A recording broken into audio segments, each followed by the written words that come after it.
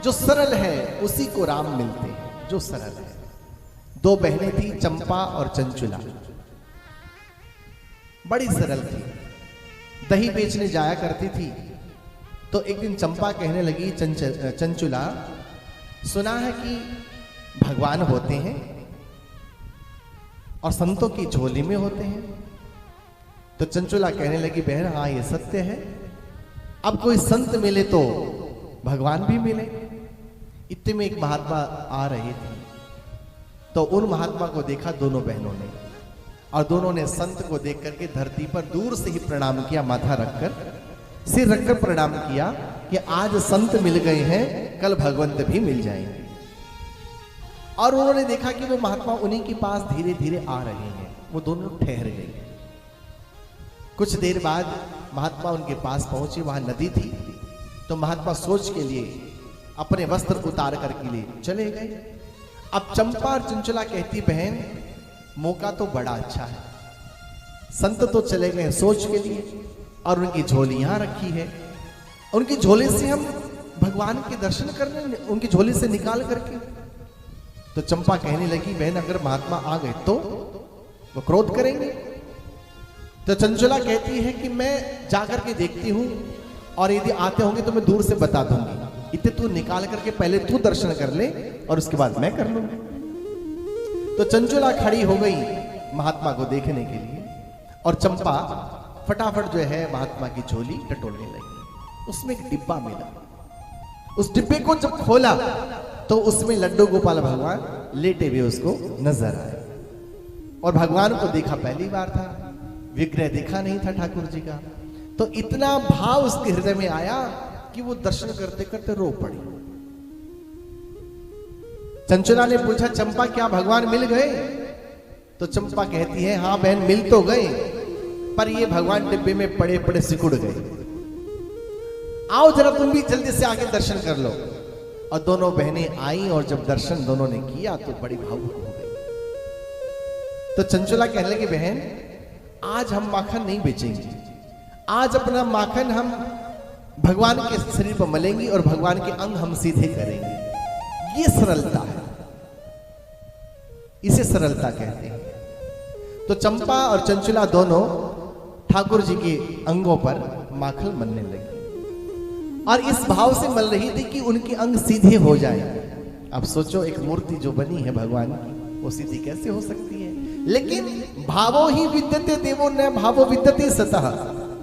कृष्ण ने कहा है कि मैं भावना में बसता हूं, मुझे भाव प्रिय है। और उन्होंने इस भाव से जब मक्खन मला कि भगवान के सारे अंग सीधे हो जाएं, तो लड्डू गोपाल भगवान सीधे होके खड़े हो गए,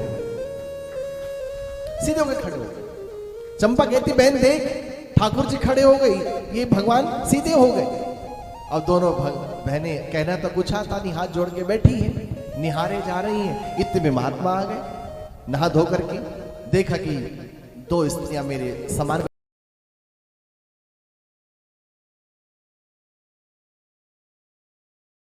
खड़ी देखी, तो कहा ये मूर्ति मेरी तो है नहीं, वो लड्डू गोपाल मेरे भगवान गए कहां, इन्होंने चुरा लिए।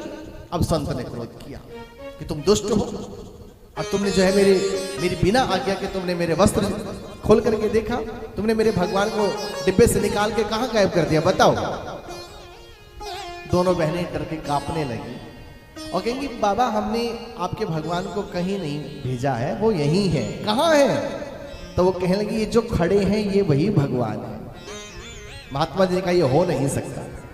अरे वो मूर्ति, एक हाथ में लड्डू है, एक हाथ भगवान ने नीचे रखा हुआ है, वो बाल रूप है भगवान का। तो चंपा और चंचुला इतनी साधारणता से कहती हैं, बाबा हम सौगंध खाती हैं भगवान की, ये वही भगवान है। अब संत ने करीब से देखा कि भगवान तो ये वही है।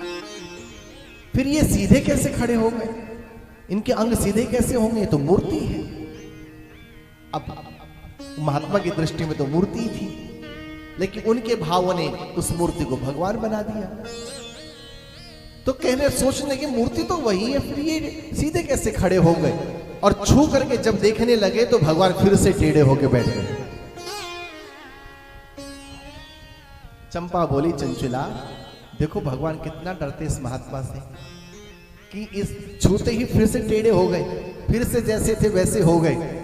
अब महात्मा जी को ज्ञान हो गया, संत को रोना आ गया और कहा भगवान ये क्या आपकी, ये क्या विलक्षणता है, ये क्या कृपा है आपकी, ये आपके शरीर पर माखन मल रही थी, आप सीधे हो गए और मैंने आपको छुआ तो आप फिर से टेढ़े हो गए। तो आकाशवाणी हुई कि साधु ये इतनी सरल थी, ये इतनी सीधी है कि इनके सामने मुझे सीधा होना पड़ा और तुम अंदर से टेढ़े हो इसलिए मुझे टेढ़ा होना पड़ा, तुम्हारे आगे मुझे फिर से टेढ़ा होना पड़ा। भगवान सरलता पसंद करते हैं। हम बड़े हो जाते हैं और हमारी सरलता धीरे धीरे गायब हो जाती है। हम कहते हैं बच्चे भगवान का रूप हैं, क्यों? क्योंकि उनके अंदर छल नहीं होता, कपट नहीं होता।